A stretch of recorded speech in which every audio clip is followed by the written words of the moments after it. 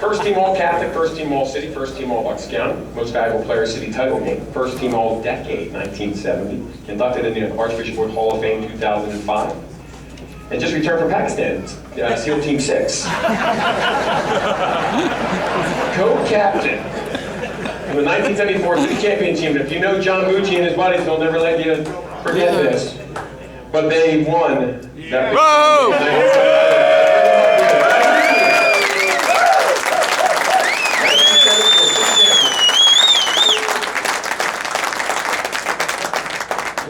Good to see everybody tonight.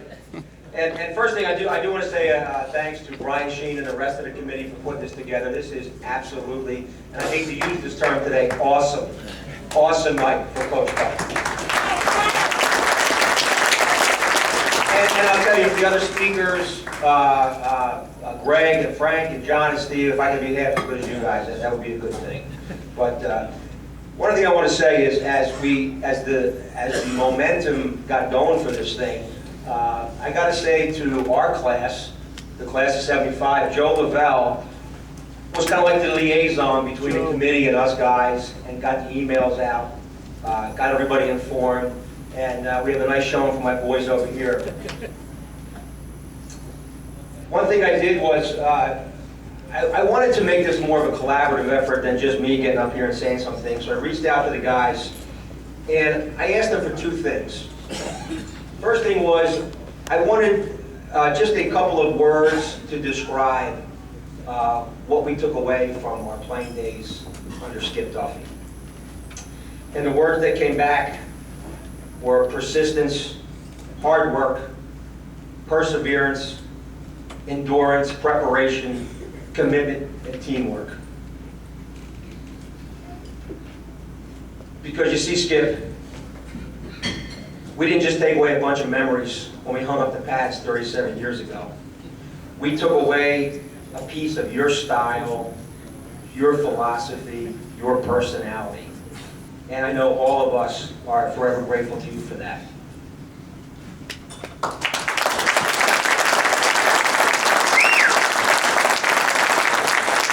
I know it sounds a little bit corny, but it's absolutely true. But I gotta tell you, Coach, when you were instilling all these great virtues in us that I just mentioned back in the day, we didn't appreciate it back then as much as we do now, right guys?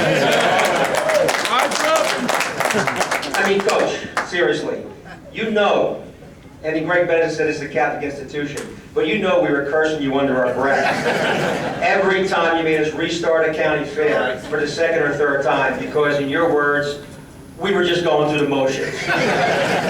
Right?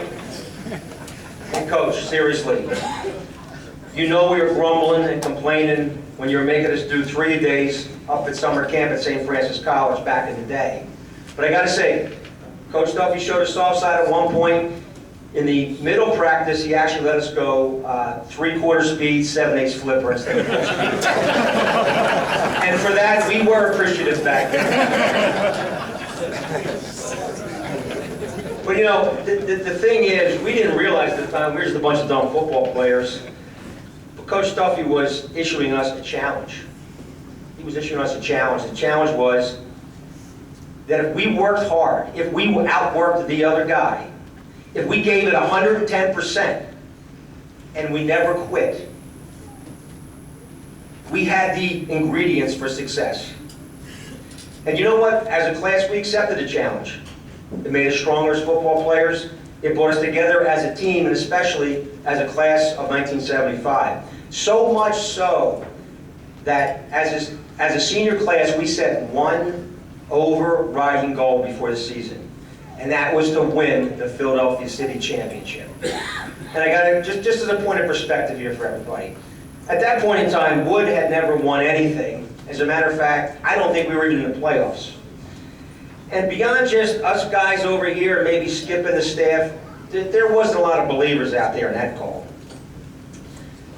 The night before practice, our opening practice at Wood, when I say we as a class over here, these guys sitting over here, We went out and we, let's just say we procured a sign, a 4x8 big plywood sign.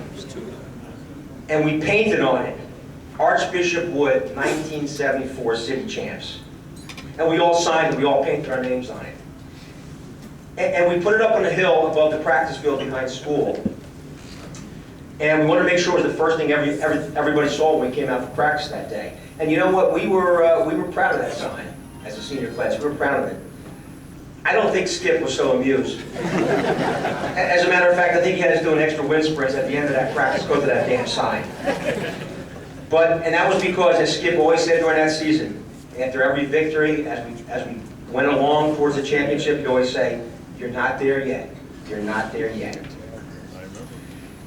The other thing I asked for the guys was just a couple of stories I could share with everybody about our playing days under Skip. And the funny thing is, through our collective memories after all these years, there are two stories that stand out. The first story was the night we're going to play Bishop Egan. Now, Bishop Egan was a big, fast football team. They were the consensus pick to win it all. At this point in time, we were 0-2, and we were standing right on the edge of the precipice of our dream going down in smoke. It was absolutely pouring rain the day before and the day of the game. We show up at Wood at the gym. The phone is literally ringing off the hook at Rich Kelly's office, and Skip is shouting, "Don't answer that phone. Do not pick up that phone." We go to Mass. Father Flanagan at that time is doing the Mass in between verses and whatever. Skip's shouting, the phone's still ringing. Skip's saying, "Do not pick up that phone." See, the thing is, Skip knew that that was Bishop Egan on the other end of that line. And they wanted to postpone that game, and Skip would have none of it. He was playing that game come hell or high water, and I think we had a little bit of both that night. And you know what? We showed up that night and we won that game. Coach taught us a lesson in commitment that day, and that victory was the thing that springboarded us towards our championship.